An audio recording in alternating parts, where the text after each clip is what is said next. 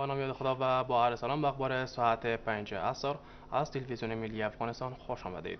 چهارمین کنفرانس ملی آب تحت عنوان آب و انکشاف پایدار امروز در ارگ برگزار گردید. محمد اشرف غنی رئیس جمهور کشور در این کنفرانس بر اهمیت و مدیریت بهتر آبهای کشور تاکید کرده بیان داشت که آب سرمایه بزرگی است در انکشاف سایر بخش‌ها. رئیس جمهور انکشاف آبهای افغانستان را به نفع مردم و منطقه دانسته بیان داشتند که توقع ما از همسایگان این است که از ایجاد بندهای آبی نگران نباشند و باید از پیشرفت کار در آن حمایت کنند. با این حال علی احمد عثمانی وزیر انرژی و آب برگزاری این کنفرانس را فرصت مناسب برای تبادل نظر پیرامون سیاستگذاری و مدیریت منابع آبی در کشور بیان می کند.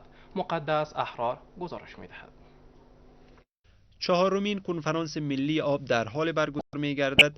در سالها 1388، 89 و 91 نیز کنفرانس های قبلی تحت عنوان انکشاف و مدیریت منابع آبی برگزار شده بود.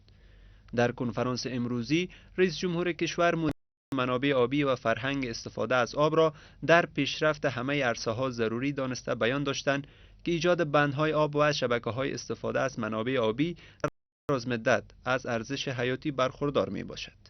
لازم است همه اطمینان داشته باشند که انکشاف های افغانستان به نفع مردم ما و منطقه است، چون اصول راهنمودی ما را منافع مردم، نجات مردم و قوانین بین المللی مرتبط با آب تشکیل می‌دهد. از این رو توقع ما از همسایگان ما این است که از بندها و شبکه‌های استفاده از منابع آبی نگران نباشند و بلکه از آنها پشتیبانی کنند. رئیس جمهور همچنان بر فرهنگ بکارگیری تاکید افزودند که نهادینه سازی این کار تنها وظیفه حکومت نیست و باید همه شهروندان در این زمینه همکار باشند. رسانه‌ای کرام و ملاصاحبان و معارف وزارت لیکوال و د ټولنې مصلحانو او صاحب نظرانو په کار ده چې له اوبو څخه د سمې او عادلانه استفادې د فرهنګ په تقویه کې برخه واخلي. دا یوازې د انرژي او د اوبو د وزارت کار نه دی،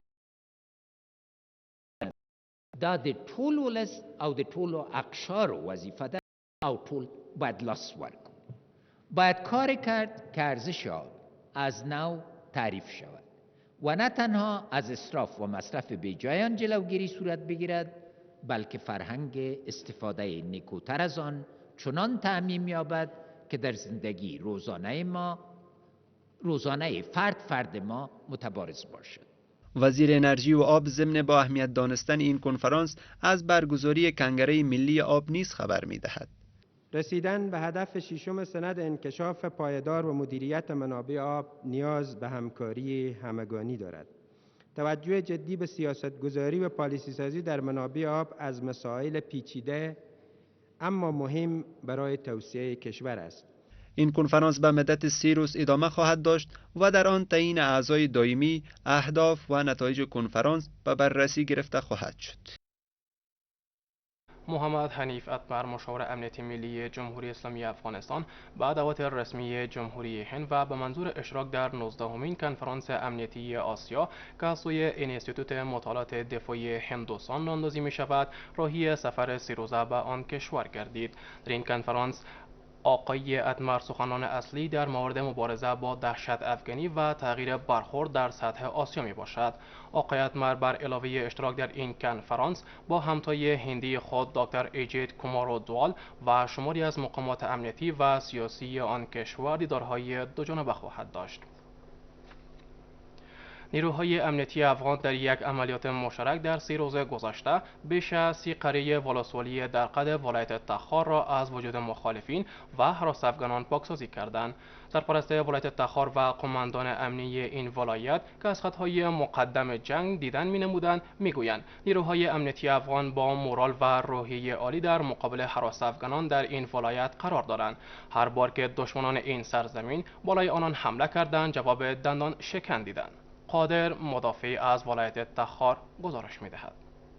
روز گذشته حراس افغانان و دشمنان مردم مسلمان افغانستان در ولسوالی در قد ولایت تخار با شکست سنگین از سوی نیروهای امنیتی روبرو شدند. سرپرست مقام ولایت تخار که به خطهای مقدم جنگ با ولسوالی در قد رفته است میگوید نیروهای امنیتی افغان در یک هماهنگی مشترک توانستند بیش از 30 قریه را در ولسوالی در قد از وجود مخالفین پاکسازی نمایند. محمد فرید زکی معاون و سرپرست مقام ولایت و جنرال فقیر محمد جوزجانی قماندان امنیتی ولایت تخار در جریان دیدارشان از خطهای مقدم جنگ تاکید میکنند که روحیه نیروهای امنیتی افغان 100% بلند است و دشمن تاب مقاومت را در برابر آنان ندارند و هر باری که حمله نمودند از سوی نیروهای دفاعی افغان جواب دندان شکن دریافت نمودند. باشندگان ولسوالی در قد هرچند از ظلم و ستم مخالفین دولت به سطوح آمده بودند میگویند آنان با نیروهای امنیتیشان همکاری خواهند نمود و اجازه نخواهند داد تا حراس افغانان در این ولسوالی حاکمیت داشته باشند.